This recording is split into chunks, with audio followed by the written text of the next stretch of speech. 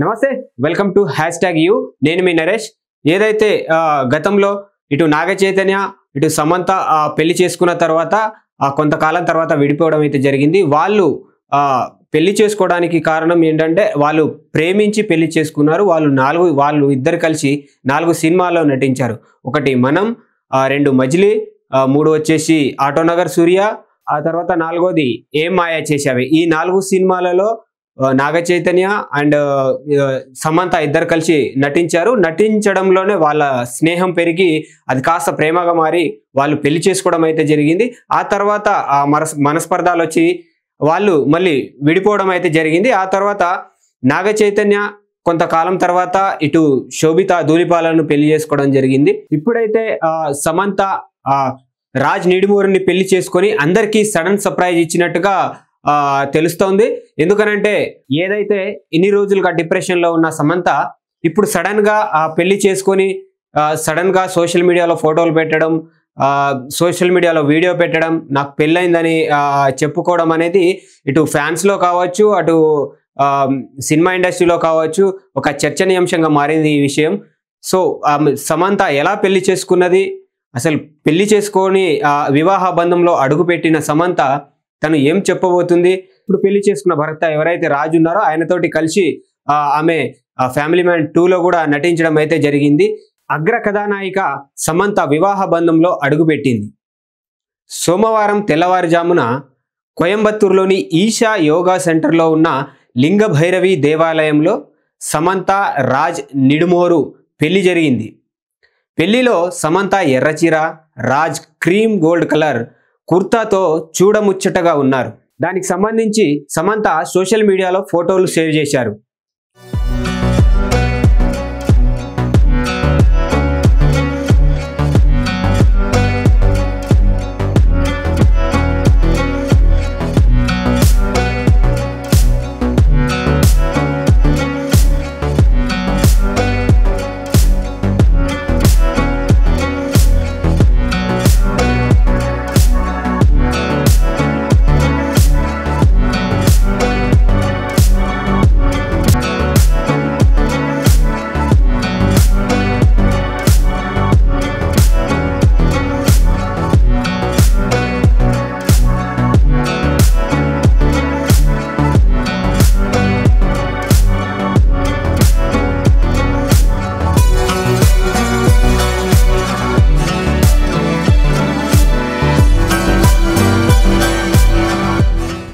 సమంత రాజ్ కు శుభాకాంక్షలు తెలుపుతూ ఈషా ఫౌండేషన్ ఒక ప్రకటన కూడా విడుదల చేసింది అందులో వీరు శుద్ధి వివాహం చేసుకున్నట్లుగా పేర్కొన్నారు దీంతో ఈ వివాహ విధానం గురించి అందరూ వెతుకుతున్నారు కుటుంబ సభ్యులు అత్యంత సన్నిహితుల సమక్షంలోనే ఈ వివాహ వేడుక జరిగినట్టు ఈ వేడుకను అనాదిగా వస్తున్న యోగ సాంప్రదాయాల ప్రకారం నిర్వహించారని ఆలోచనలు భావోద్వేగాలు లేదా భౌతికతకు అతీతంగా దంపతుల మధ్య లోతైన బంధాన్ని ఏర్పరచడానికి రూపొందించిన విశిష్టమైన ప్రక్రియే ఈ భూత శుద్ధి వివాహం లింగ భైరవి ఆలయంలో ఎంపిక చేసిన ప్రదేశాల్లో నిర్వహించే ఈ వివాహ క్రతువు వధూవరుల దేహాలలోనూ పంచభూతాల శుద్ధి చేస్తుంది వారి దాంపత్య ప్రయాణంలో సామరస్యం శ్రేయస్సు ఆధ్యాత్మిక వెల్లివిరిసేలా దేవి అనుగ్రహం ప్రసాదిస్తుందని ఈషా ఫౌండేషన్ తమ ప్రకటనలో వివరించినట్టుగా చెప్పుకొచ్చారు